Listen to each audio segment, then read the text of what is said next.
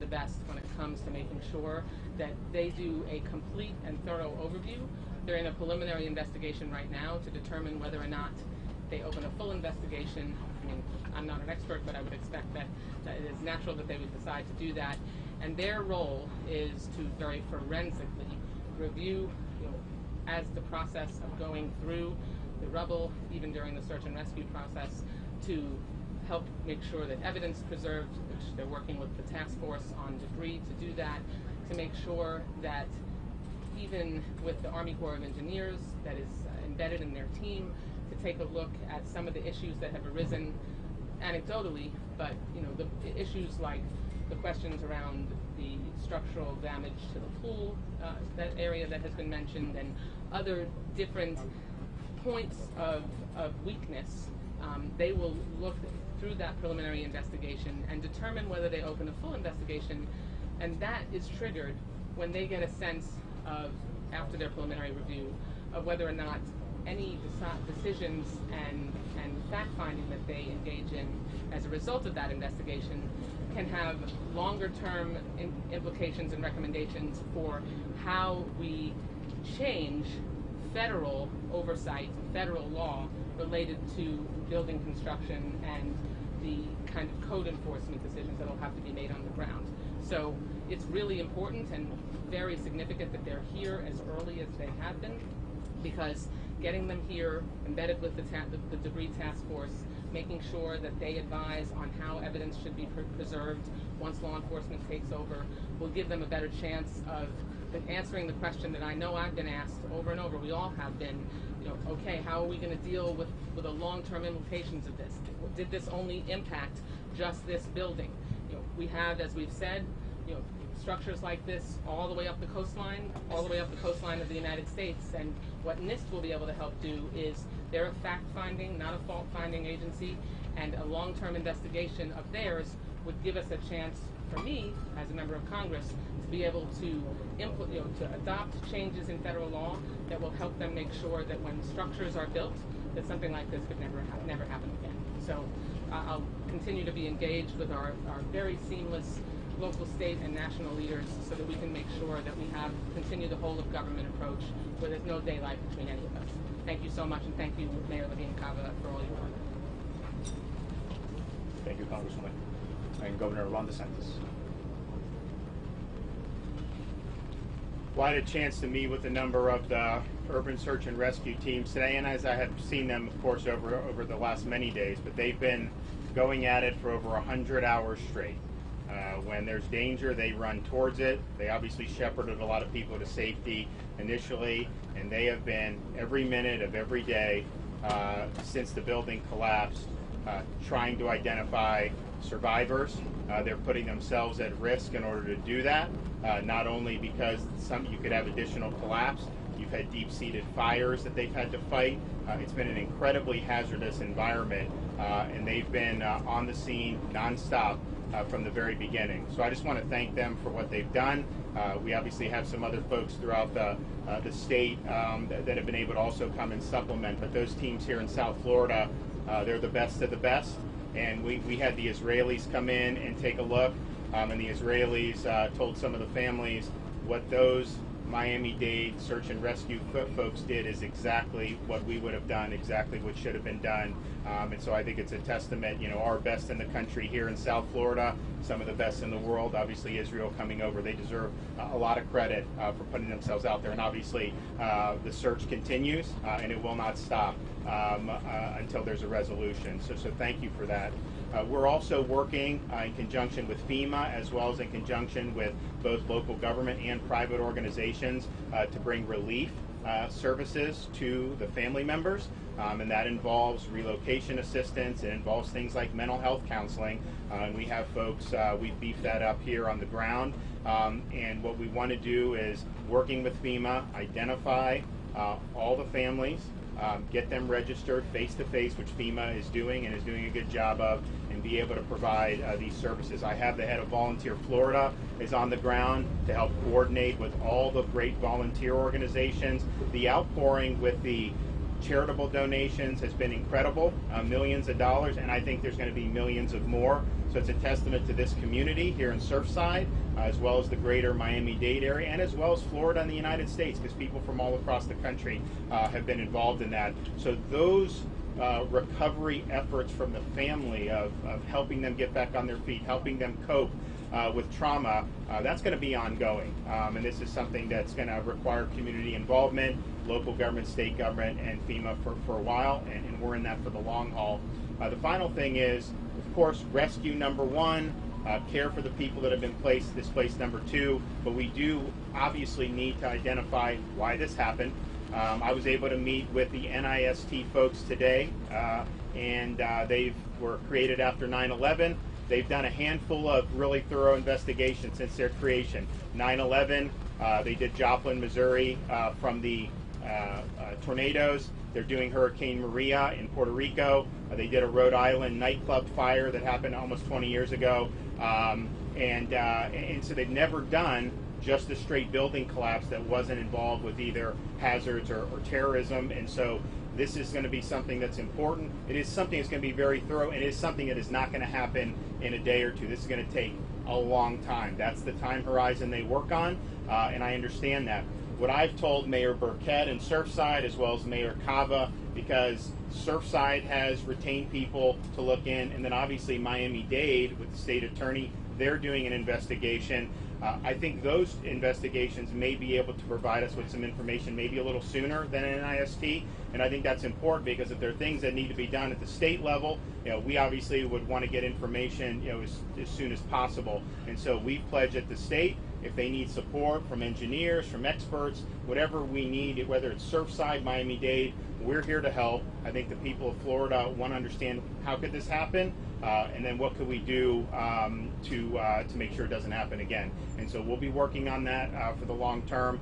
But in the interim, thank you for everybody who's going through that rubble. Thank you for being on the front lines for us. Your work is very, very important, and it's been very, very selfless. Thank you, Governor. And now Lieutenant Governor Jeanette. Thank you. Good morning. I'll reiterate what the governor said in Spanish. Queremos agradecerle a los grupos, a los equipos de búsqueda y rescate que siguen continuando en su proceso. Estamos muy agradecidos desde el punto de vista del Estado en todos los esfuerzos que ellos han hecho en estas últimas horas, estos últimos días, en un momento muy difícil para nuestra comunidad, para la familia, las amistades, para todos aquí. Y de verdad le agradecemos todo el esfuerzo, la energía con que ellos están tratando de buscar sobrevivientes. También le queremos agradecer que el grupo de Israel que está aquí actualmente, ellos han dicho, sí, con mucha certidumbre, que nuestros equipos hicieron lo debido, hicieron lo que tenían que hacer, y no hay duda que nuestro equipo del condado es uno de los mejores, si no el mejor en nuestro estado y tal vez en nuestro país. Así que estamos muy agradecidos del apoyo que hemos recibido de Israel. También el Estado continúa en la colaboración con el gobierno local en proveyendo servicios, especialmente con lo que es los servicios voluntarios. Tenemos aquí Volunteer Florida, que está iniciando y que está manejando lo que es el proceso de las donaciones. Hay obviamente una respuesta de la comunidad que ha sido para mí muy positivo. Hemos visto personas de todas partes, no solo de aquí de nuestra comunidad, pero de todo el mundo, que está ayudándonos con lo que es las donaciones, tanto las donaciones y lo que es las organizaciones caritativas que también están recibiendo fondos para ayudar. Van a haber muchas personas, sabemos que hay muchas familias que han tenido problemas obviamente con estas circunstancias, que han tenido que irse de sus edificios y van a necesitar ayuda a largo plazo.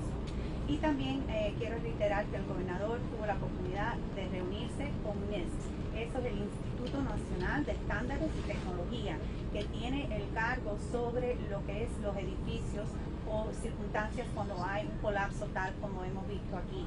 Nunca en la historia han tenido que lidiar con un colapso tal como este. Han lidiado obviamente con 9/11 en actos de terrorismo y también en otras circunstancias. Eso va a ser algo de largo plazo. Eso va a tomar años tal vez en recibir el reporte. Pero sí también quiero asegurar que estamos de nuevo coordinando y colaborando con el gobierno local para lo que es las investigaciones actuales. Surfside, el condado, vamos a seguir iniciando iniciando ese proceso para proveerles respuestas a los familiares que tanto necesitan una respuesta. De nuevo le agradecemos a nuestros grupos, a todo el que esté aquí. Estamos unidos en el dolor de esta comunidad, de los familiares, y que Dios bendiga a todos los que están trabajando día tras día, sacrificando. Muchas gracias.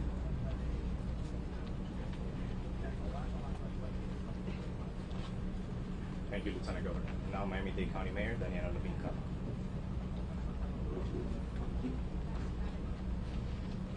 Here we are, day 5, and the search and rescue work continued throughout the night. 24/7, the tireless work of our first responders. These are truly the men and women who have dedicated their lives to saving lives, and this is what they live for, to save lives. So they're out there with every resource that they need to ensure that they can search this area, they can sweep the mound with cameras, with dogs, with sonar, and additional heavy machinery that has come in to start to clear away the debris. We are exploring all possible avenues that they identify. And we're going to continue and work ceaselessly to exhaust every possible option in our search.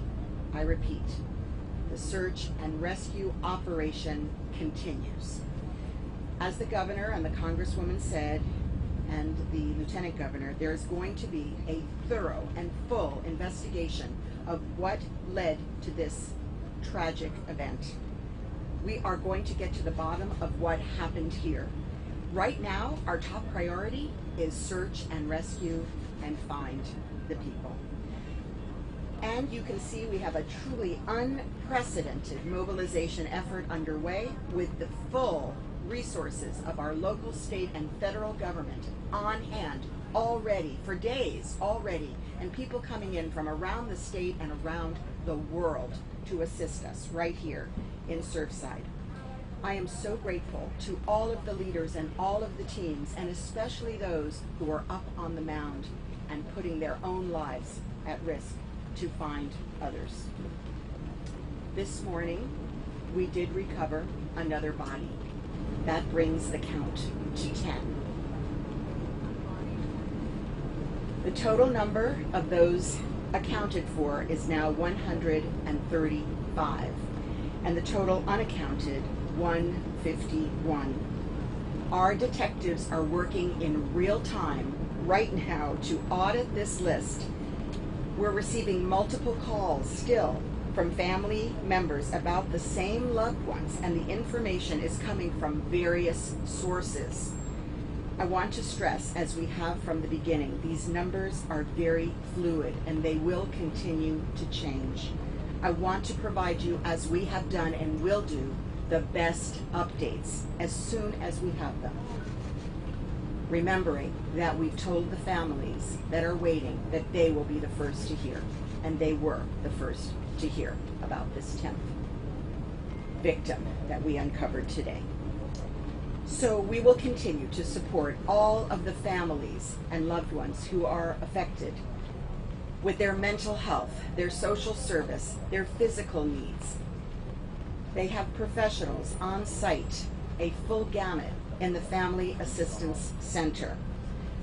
The Miami Foundation, one of those that launched the donation site, is also on site to assist these families with the cash assistance they need to get on with their lives as well. And we know that, as was said, millions have been collected across these different donation sites. It's really quite incredible. So please continue to pray for the families, continue to pray for the search and rescue team, the best in the world. We have hundreds on backup. We have the people we need. We are continuing without stop. Thank you and God bless. La búsqueda y rescate continúa durante la noche y durante el día, incansable de nuestros socorristas. Estos son hombres y mujeres realmente comprometidas al salvar vidas. Eso es su meta, salvar vidas. Mientras hablamos, están usando todas las técnicas que tienen allí, los recursos disponibles, todos que necesitan tenemos recorriendo el lugar con perros, usando maquinaria pesada adicional para limpiar los escombros y explorando todas las vías posibles. Vamos a hacer todo lo posible y agotar todas las opciones en nuestra búsqueda. No vamos a dejar nada. Como dijo el gobernador y la congresista, habrá una investigación exhaustiva y llegaremos al fondo de este asunto, federales, estatales y locales. Como pueden ver, tenemos una movilización sin precedentes de apoyo y recursos en el sitio del Estado, federales de FEMA, los equipos internacionales que nos apoyan y todos nuestros otros aliados. Estoy muy agradecida con todos los líderes y equipos que están aquí para apoyar esta operación. Estamos trabajando juntos para salvar vidas. Esta mañana recuperamos otro cuerpo, lo que eleva el número total de víctimas a 10. Como siempre, hablábamos con las familias primero de anunciarlo acá. El número total de los contabilizados es ahora 135 y los no contabilizados es 151. Quiero enfatizar, como siempre, desde el principio, que estos números siguen siendo extremadamente fluidos y seguirán cambiando. Estamos trabajando brindarle a las mejores actualizaciones que tenemos y continuaremos haciéndolo, porque sí cambian los datos. Continuamos apoyando a todas las familias afectadas con profesionales de servicios sociales y de salud mental, con más que 20 grupos ayudándonos en el sitio de asistencia para familiares. Estamos agregando todo en el centro y estamos muy agradecidos por toda la ayuda que estamos recibiendo. La Fundación Miami, uno de los que está recibiendo donaciones, también está allí ayudando a las familias con necesidades para pagar para las necesidades. Continuamos orando para las familias, para los que están allí y para nuestros socorristas que están poniendo sus propias vidas en mucho riesgo para esta búsqueda y rescate. Gracias a todos.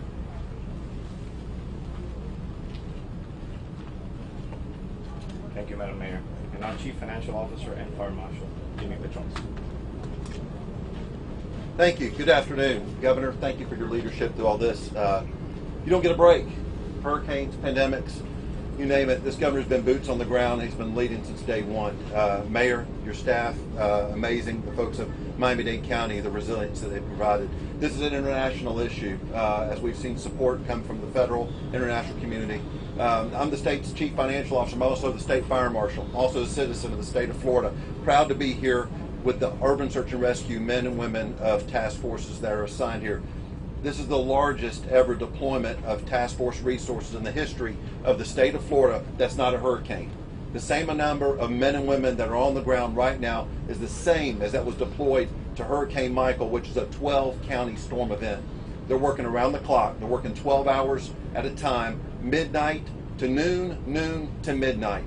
They come from Tallahassee, they come from Orlando, they come from Tampa, they come from Israel, they come from Mexico, they come from Jacksonville, they come from Fort Myers.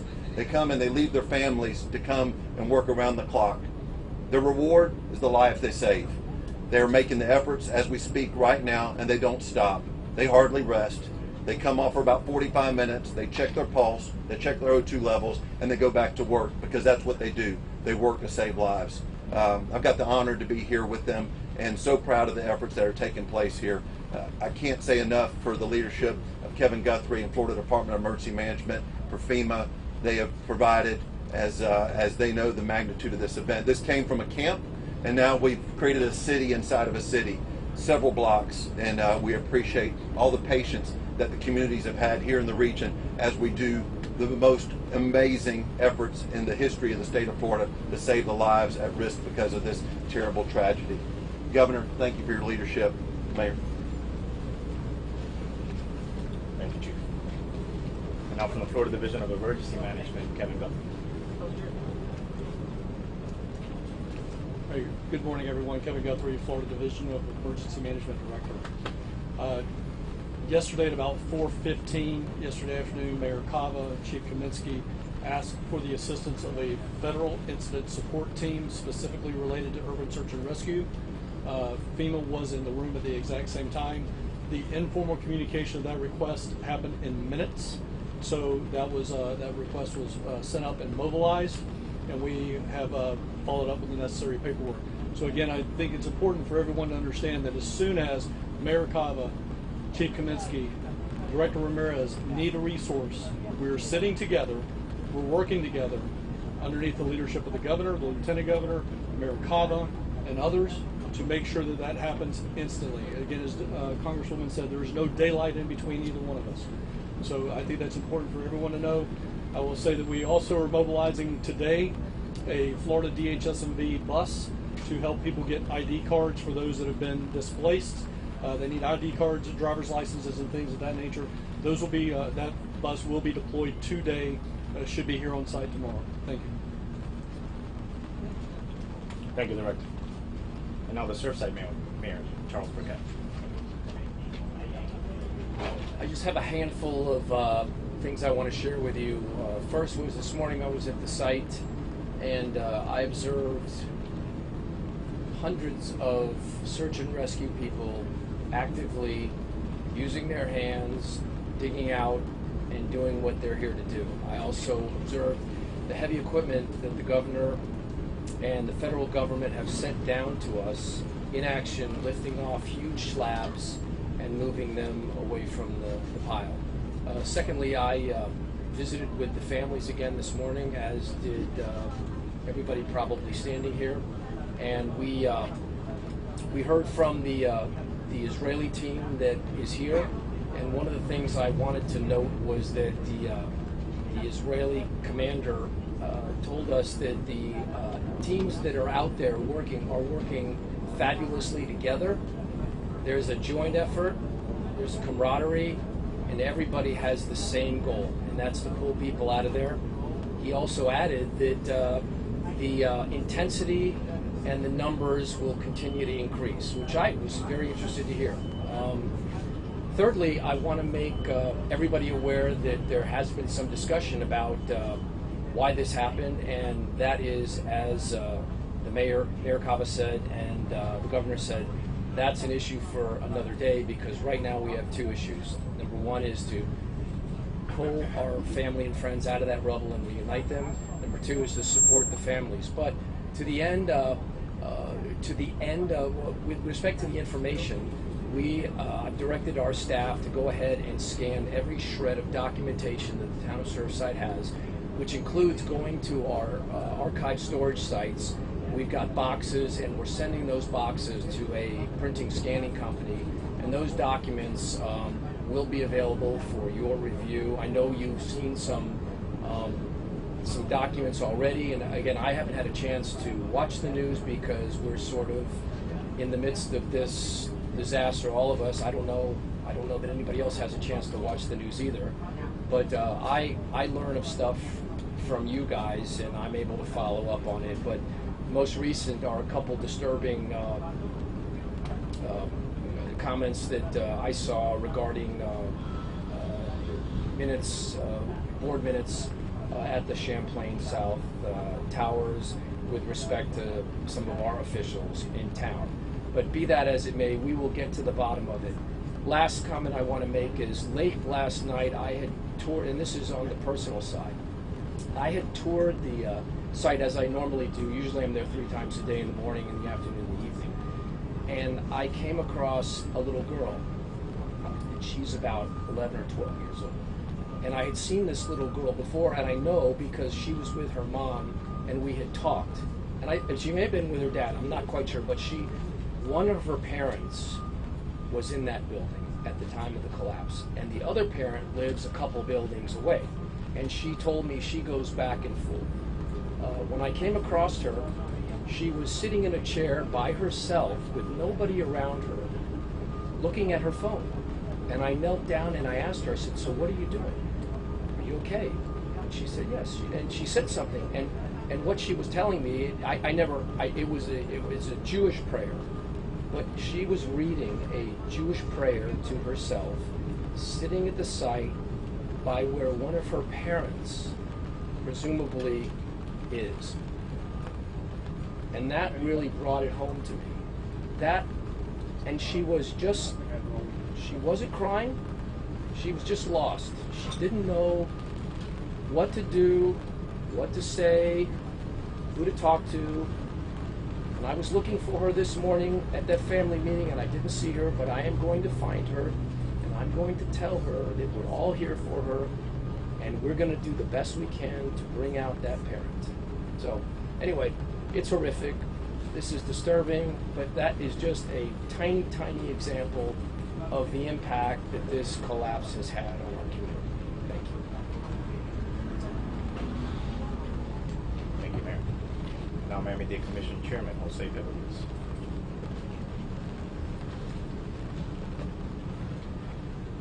Mayor, that story is the story of so many that are in this situation right now. The families we met with, the mayor and I this morning, the pain in their face, their expressions, it's not unlike anything I've seen before. It is very difficult to know that your loved one could still be alive and have the hope to believe that, and at the same time just sit there and wait for that information to get to you. That's got to be one of the most difficult things that anybody could endure. And these people are doing it now, as the governor said, 100 hours since this took place. But the hope is there because the very best team in the world started early because they are part of this community. So are one. And many have come, as the CFO stated, to come and help. Many more still could come as needed. So this community is blessed. These people are blessed that we have the kind of people that know what they're doing. They're the very best at what they do, and they're doing it non-stop. Rain, whatever comes in the way, they don't stop and they continue. So it is about them. That is who this is about. And we pray for them. We're constantly having hope, and we're begging God for that hope for them. And that, ladies and gentlemen, is what my colleagues and I have been doing here, making sure that whatever is needed on my behalf is done so. Our mission not here right now, it's just helping, but it will come later when we have to deal with the problems of how this happened and how we can make sure that this never happens again. And that is where we're at this point. Quiero de repetir que lo que dijo el alcalde de Surfside, la historia que dio de la niña, es la historia que estamos oyendo de muchas personas en esta comunidad que están sufriendo en estos momentos, y sufriendo de una forma muy difícil. Estábamos la alcaldesa y yo y otros más, mis colegas, con ellos hoy por la mañana, y la cara que tienen y la forma que están, es muy difícil decirle nada porque es muy difícil sufrir lo que ellos están sufriendo. Pero estamos con ellos y estamos al lado de ellos. Y hemos estado en una forma que, gracias a Dios, hace 100 horas cuando empezó esto, ellos tuvieron el mejor equipo posible para hacer este trabajo, estaba aquí haciéndolo. Y no han parado en esas 100 horas. Y hay más de 360 y pico personas trabajando ahí, haciendo todo lo que sé, y lo están haciendo lo mejor posible. Lo mejor que podemos ofrecer nosotros es pedirle a Dios que se encuentren las personas más antes posible, que puedan encontrarlos, y darle esa esperanza tan necesaria a estas personas que la necesitan. a esa familia, porque esto es de ellos. Esto es en ayudarlo a ellos y también a aquellos que están trabajando, poniendo su vida en la línea en todo momento, que la pueden perder si le cae la escombra arriba, trabajando para buscar a los sobrevivientes. Mis colegas y yo estamos aquí apoyando y ayudando en todo momento en que podemos ayudar.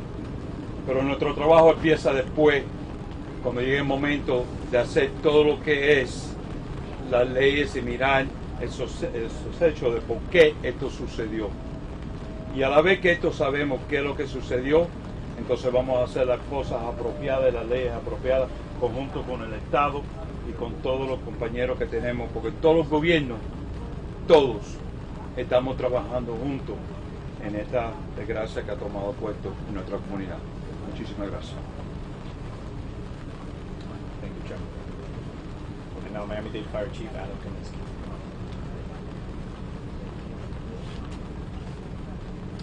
Good afternoon. We actively continue our search and rescue operations. We have all Florida task force teams on site, still operating throughout our 12-hour operational periods. A very, very challenging, very difficult situation, but we keep going. Looking, searching for any opportunity.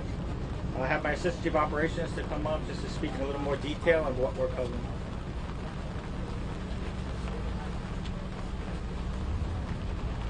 Thank you, Chief.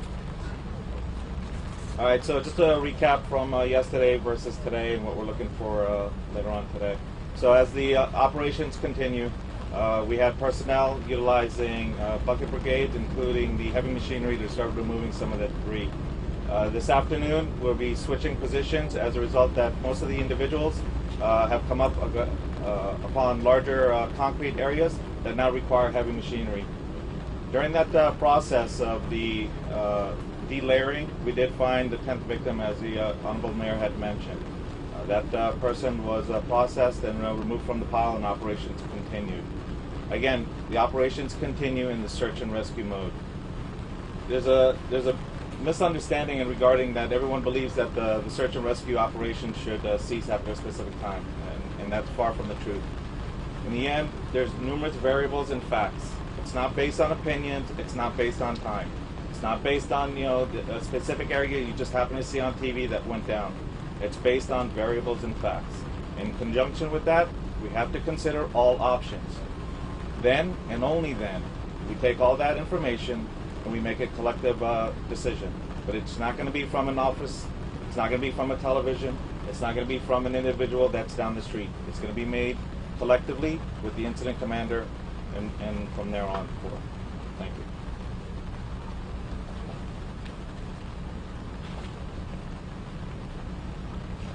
Thank you, Assistant Chief. Miami-Dade Fire Rescue, en español, PIO, Erica Benítez. Muy buenas. Como acaban de escuchar, continuamos nuestro esfuerzo de búsqueda y rescate. Estos equipos que están trabajando aquí hoy, tenemos 8 equipos en total que están ahora trabajando con esta misión. Nosotros continuamos esta misión debido a varios factores y varios variantes. Estas decisiones se toman con mucha cautela debido a la dificultad de esta operación. Continuaremos la búsqueda y rescate hasta que hayamos agotado todas las posibilidades de encontrar vida bajo los escombros. Esa es la misión de los hombres y las mujeres que están trabajando en esta misión, y eso continuará hasta que se tome otra decisión. Muchas gracias. Thank you, Erica. And we're going to open up for questions again. Please raise your hand and be selected. Go ahead, right here. I have 2 questions. First, I have a question for Fire.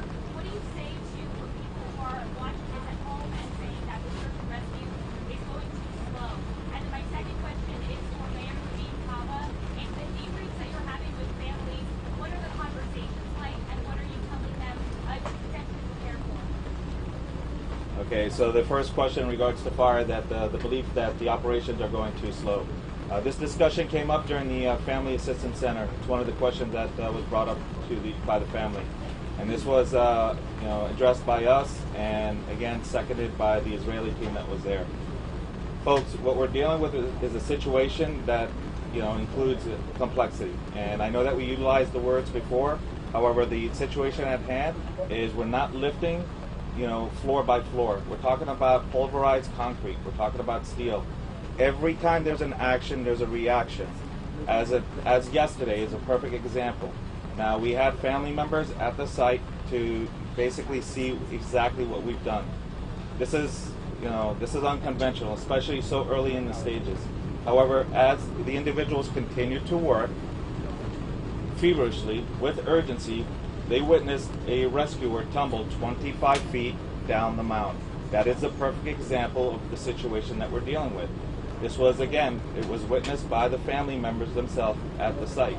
So again, it's not an issue of we could just attach a couple of cords to a concrete boulder and lift it and call it a day. We're digging through, again, rubbles of concrete, the size of basketballs, the size of baseballs. And then and only then, in combination with the safety of the personnel, and of course, considering, the victims themselves, it's going to take time. It's not going to happen overnight. It's a 12-story building. It's going to take some time. To follow up with the part of the question having to do with what is discussed at the family briefings, that's what's discussed. Assistant Chief Jabala has gone through in extreme detail the map of the mound. It's marked out. The grids explains exactly what's being done in each part of the grid.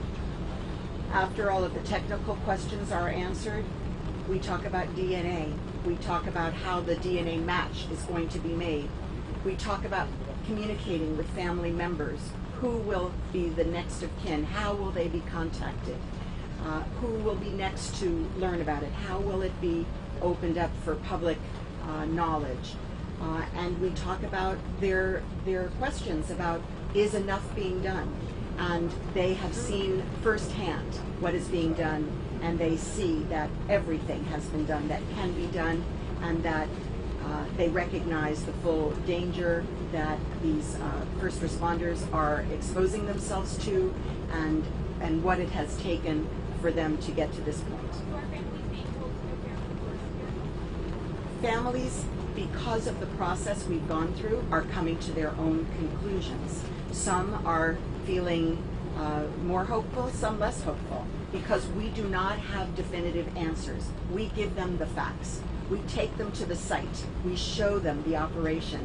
We show them where the pancake is. We show them where the tunnel is. We show them where the dogs are running up and identifying something that is then going to be explored. They have seen the operation. They understand now how it works, and they are preparing themselves for news one way or the other. Wait 1 second, we have a question here. Mayor, on the unidentified victims, is this an issue of DNA or communicating with their families? So we tell you the difference. We tell you when a person is identified, and we tell you when we can identify it to you, which is after the next of kin have been notified. But on the two that happened, is it one or the other? I'm going to defer to Okay, this is for the police. We'll have an answer. They're handling the homicide investigation, so they can answer. In terms of the two unidentified, what was your question in terms of? My question was, on the unidentified victims, is it an issue of DNA, which you don't have, or is it an issue that you haven't been able to communicate with their family? There's multiple variables when you're dealing with this. It depends on the condition of the family member that's recovered. We have crime scene and medical examiner personnel on scene with our firefighters when a family member is recovered. If it's possible, we do a rapid DNA test, and then immediately goes to the lab and we expedite that component. Once we have a positive match, we, in a very sensitive and personal manner, we make contact with the next of kin. If there's a component where we cannot get rapid DNA, the medical examiner will collect the family member, and that process will happen at the medical examiner's office. Once that family member is identified, then that process will happen. We'll notify next of kin same way. That's how we do it, and we do it all with respect and integrity. It's very emotional. This whole process has been emotional. And that's why I call it family member, because what we've gone through here, I think we're all family now. Question here for Assistant Chief, can you please talk about some of the facts and variables you're gathering, Sure. maybe providing hope? One moment, let me just answer. What was that, ma'am? Once we make, that's why you see when we say we have lost 10 and there's 9 identified, that's because that process is going on. You know, when it comes to the part that it is a family member that we're unable to identify at that moment, the medical examiner will assist in that with that process. And that'll come along, and obviously that'll affect the numbers as we move along. That's why all these numbers that we're giving are right now subject to change. We're dealing with a very terrible situation here. That's why we have to be always keep mindful of our family members that are listening and watching right now. Sir? Yes. I'm sorry. I'll reiterate. Okay, so fire chief. If you could just please talk about some of the facts and variables you're gathering that may be providing you some hope. All right. So in regards to some of the facts and variables that the operations and every operational period that we hit up on, as we continue to delayer, just as we mentioned to the families at the Family Assistance Center, we have what we utilize is called sonar. It's listening devices. Okay. In addition to that, some of the facts that we have, or some of the variables, are the sizes of the void spaces. There's certain areas that we have not gotten to, but we've been able to place cameras that seem to have large enough spaces, voids, that occupants may still be in there. Again, it's in regards to the actual spaces. Not to say that we've seen anybody down there, but we haven't gotten to the very bottom. In regards to the sound, so that there's no misunderstanding. It's not sounds of people talking or yelling out. As I've mentioned to the families, it could be a tap, it could be a scratch. It may be nothing more than some of the metal that's contorting. But at the end, as I've said before, all variables, all facts have to be made before we make a decision to move to the next phase. And I can tell you that it's not based on one little section because it was completely destroyed.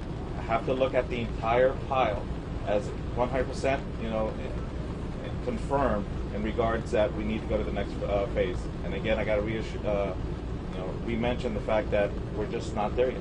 We're just not there yet. Go ahead. Now that we have some semblance of a DNA database for victims, what's the timeline from recovering someone to identifying them, to notifying them? What timeline are we looking at for recovery? This is what's so amazing, the work that's being done not only by our fire personnel, but our homicide detective, our crime scene personnel, and our medical examiner, our rabbis who are there also on the scene that are helping us. When we are able to collect, it's called rapid DNA. When we have a family member where they're eligible to go through the rapid DNA process, the moment that sample is taken, that detective, that analyst will run directly to the Family Unification Center where it's entered into a system so we can have the match with the standards that we took from family members. Then there's a second protocol at the lab. It's verified because we cannot have a partial. It has to be 100% because we cannot re-victimize our family members and give them wrong information. Typically what we've been seeing has been within a day when we're able to get the rapid DNA component. When the DNA has to be done from the medical examiner, they do it as fast as they can, and then that notification is made.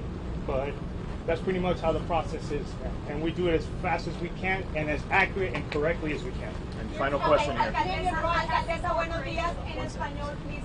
Alcaldesa, usted en un momento describió lo que pudieron ver esos familiares ayer en el sitio, porque obviamente para ellos visualizar el trabajo era diferente a lo que veían en el noticiero. ¿Puede escribirnos en español qué vieron ellos ayer del trabajo minucioso que se está haciendo adentro? Sí, las familias que están visitando el sitio se ven exactamente la basura que existe, pueden más o menos identificar dónde estaban en la vivienda de sus amados y se ven los socorristas haciendo su trabajo. Por ejemplo, dijo antes que uno cayó durante que estaban allí mirando, cayó unos pies por el peligro que existe, muy instable, agua, eso.